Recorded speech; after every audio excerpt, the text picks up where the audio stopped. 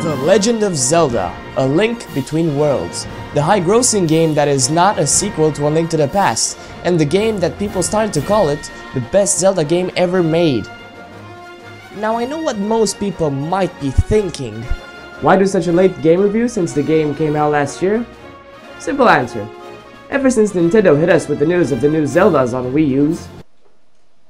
Legend of Zelda for Wii U. Fuck. And the release of Hyrule Warriors a few days ago, I thought that this would be the best time. Right? Right. Now onwards with the review! First off, I'll start by saying once again that this is not a sequel to A Link to the Past. So this game begins, well, as every Zelda game has ever begun, with Link asleep. But not for too long, as he gets woken up by this little guy here. So he tells you that you have to— Wait a minute! Is that Majora's Mask? Shigeru, you sly bastard, is this supposed to be a hint of some kind? Please make Majora's Mask remake things by— As I was saying, you gotta go take a sword because you are a blacksmith apprentice. A really bad one apparently. And deliver it to the guard who was there just 2 seconds ago and is praised for being such a badass, and guess what? He forgets his means of defense. Smart. After that, you go to the sanctuary and you meet the the enemy. His name is Yuga and he intends to revive Ganon. Way to be original, Yuga. Thumbs up. Anyways, there's a fight where Link gets crushed and then he wakes up in his house once again by yet another stranger. Ravio, or Ravio, as in Rave. This guy wants to crash at your place, and since he has nothing to pay you with, he gives you some stinky bracelet which he claims that it smells like history. Oh yeah, and he later opens a shop into your house. Fucking freeloaders. After that, you gotta run to Zelda and tell her about the painting turning people guy, also known as Yuga. And they send you to Sarasala. Fuck. Now a few more story-wise mentionable things happen after you pay a visit to Sarah, but for the sake of not spoiling the game, I'll just skip them. But they ultimately lead you to the place where all the fun begins. The magical kingdom of Loru. Enough storytelling, and let's get down to the core of this game.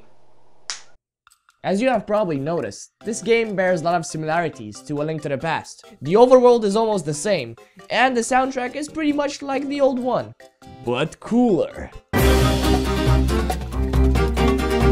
However, this feeling of nostalgia rapidly wears off as you will notice that this game is by itself something new and way more innovative. I'll start by talking about the dungeons. As you may or may not know, this game won't give you items in dungeons anymore, as you have to rent them from Ravio, which is a good thing, but also a sad thing. Why a sad thing, you ask? Well, because you no longer feel any game progression in the dungeons, or that feeling of curiosity when you open a chest in a dungeon, hoping for a new tool or weapon.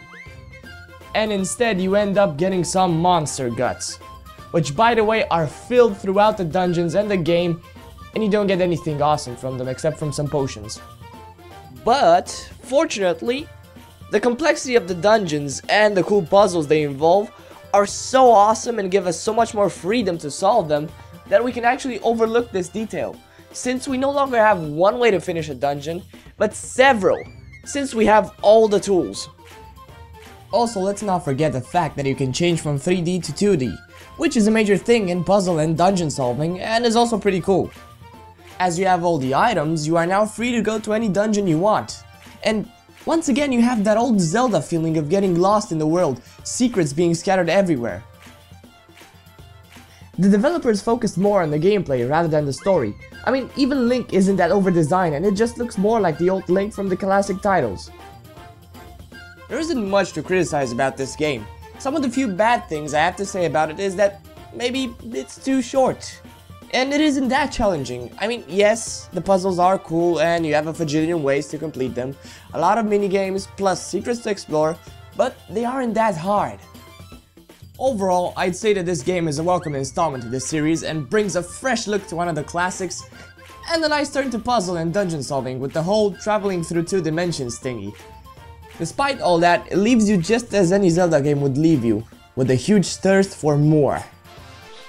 Well, that's the end of the first episode of Oldmane Reviews. If you enjoyed it, be sure to subscribe and leave a like. Till next time, stay awesome, and thanks for watching.